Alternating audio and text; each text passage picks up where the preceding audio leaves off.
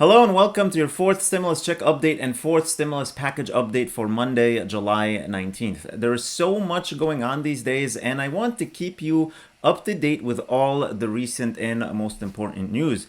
We have voting in the Senate coming up on Wednesday. We have stimulus checks going out already, and we have some important updates to cover. Now, all I ask in return is for you to please hit the like button on the video and subscribe to the channel if you haven't already. So let's get right into it. First of all, I want to cover quickly the monthly stimulus checks that are going out already, and that is the $250 or $300 monthly checks for the child tax credits.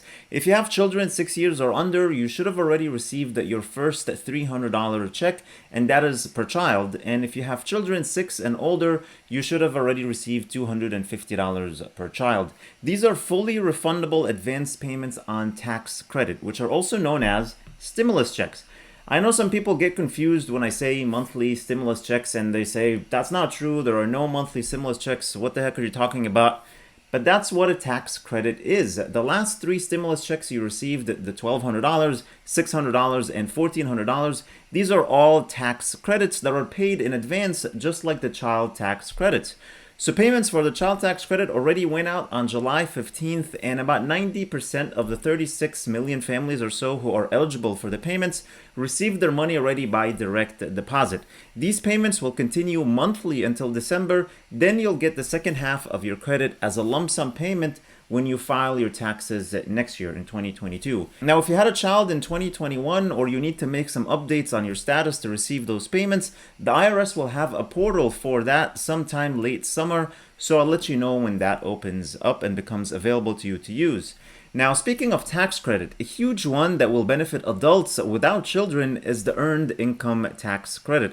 Again, you can think of it as a stimulus check in a way, but maybe this one will not be an advance payment. It will just get to you when you file your taxes. But that was something that passed in the $1.9 trillion stimulus package, and the Democrats are looking to expand in the next $3.5 trillion package. The biggest increase for the Earned Income Tax Credit in 2021 compared to 2020 is actually for people without children, as you can see in this table here. So the maximum earned income tax credit for people who have 0 children is now $1,500. That's the 2021 earned income tax credit for taxes due in April 2022. And they also increased the max earnings to be eligible for this income tax credit. In 2020, for people with 0 children, the maximum earned income tax credit was $538. Now it's $1,502, so it's up almost $1,000. Now people with 1, 2, 3 or more children, the difference is not that much from 2021 to 2020. You see 3,600, 3,584, 5,980, 5,920, 6,728, 6,660. So again, they tried to make it here for the people with no children for this one, for the Earned Income Tax Credit, because the people with children are already getting a lot of money, well, a lot more money than before with the child tax credit. So they're trying to balance it out here for people with children and people without children. Again, any tax credit, think of it as a stimulus check. Now let's talk about the next stimulus packages. As far as the physical infrastructure package, Senate Majority Leader Chuck Schumer wants to vote on it this Wednesday, July 21st. There's only one little problem though. There's no actual bill to vote on yet. Schumer announced on the Senate floor that he will force a key test vote on Wednesday. He will need at least 60 votes to advance the shell legislation, so at least 10 Republicans and every single Democrat need to agree to this strategy, which I find very difficult to achieve. I mean, Senator John Thune said, it's a bad idea if the bill's not ready. Our guys aren't going to vote for a bill they haven't seen. John Thune is a Republican, which I agree with. I mean, what is going on in Washington right now is a joke. How has this become how the United States of America operates? What do you guys think? I'm really curious. What do you guys think? Is it normal to start voting on bills that are not even written yet? I think this is a bad approach, and I have a feeling that some middle ground Democrats will shoot this vote idea down. And for Chuck Schumer to think he'll get 10 Republican senators to vote to move this forward, is pretty insane to me. I don't think that will ever happen. Now, as far as the new $3.5 trillion American Families Plan, this is what we know so far, and I'll go to an article for you about that. So, this budget proposal would give Democrats the ability to pursue many of the social spending programs that President Biden outlined earlier this year in his $1.8 trillion American Families Plan. So, they're taking 1.8 and they're going all the way up to 3.5 trillion.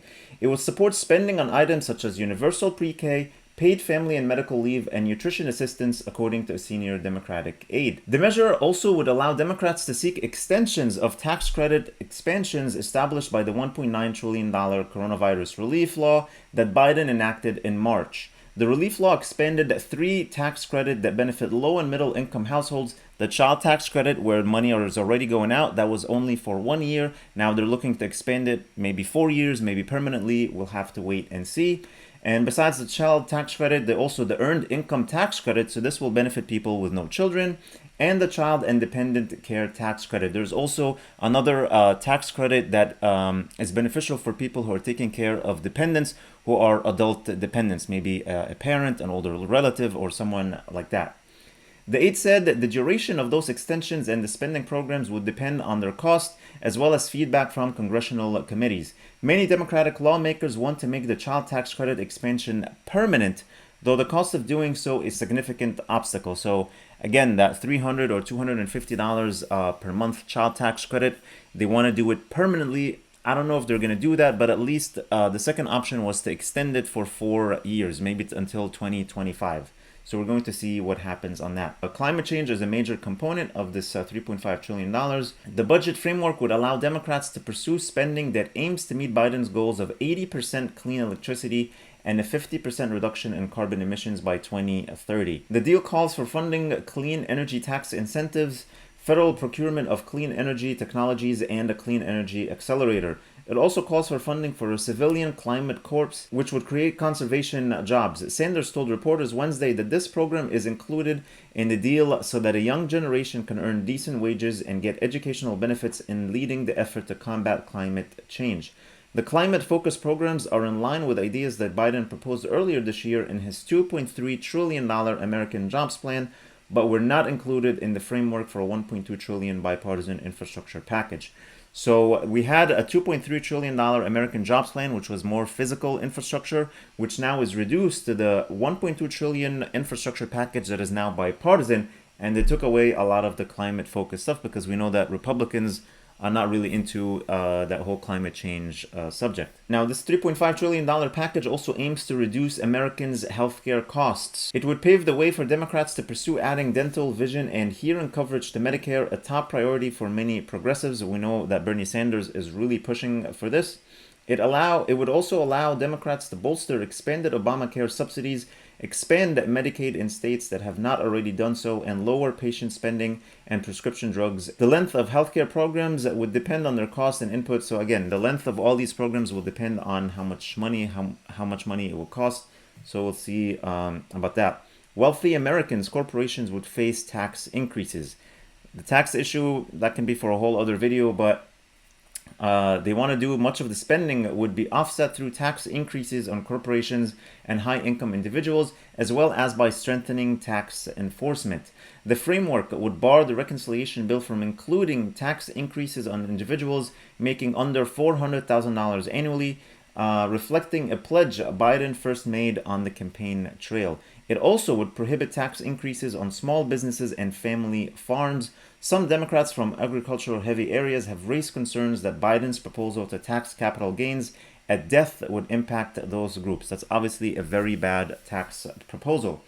So we'll just have to wait and see what they do with this $3.5 trillion deal. But at least the Democrats are on board with that, and they're going to start assembling different bills to complete that $3.5 trillion so people like Joe Manchin and Kirsten Sinema can actually take a look at it and see if they agree with it or they don't agree with it. And I know that they said several times that the most important thing to do is that they want to see how the Democrats are going to pay for it. They want to see where the tax increases are going to be, and they want to see those pay-fors. That's all I have for you in today's video. Thank you so much for watching. I really appreciate you all. Please hit the like button on the video, share this video with your friends and family, and subscribe to the channel if you haven't already, and click that notifications bell to be notified whenever I publish new videos and new content for you. Also, get your free stocks from Robinhood just by opening an account using the link below. You don't need to deposit anything to get your free stock. And make sure to check the link for the Yara savings account. It's a savings account that is FDIC insured but gives you interest with a lottery system.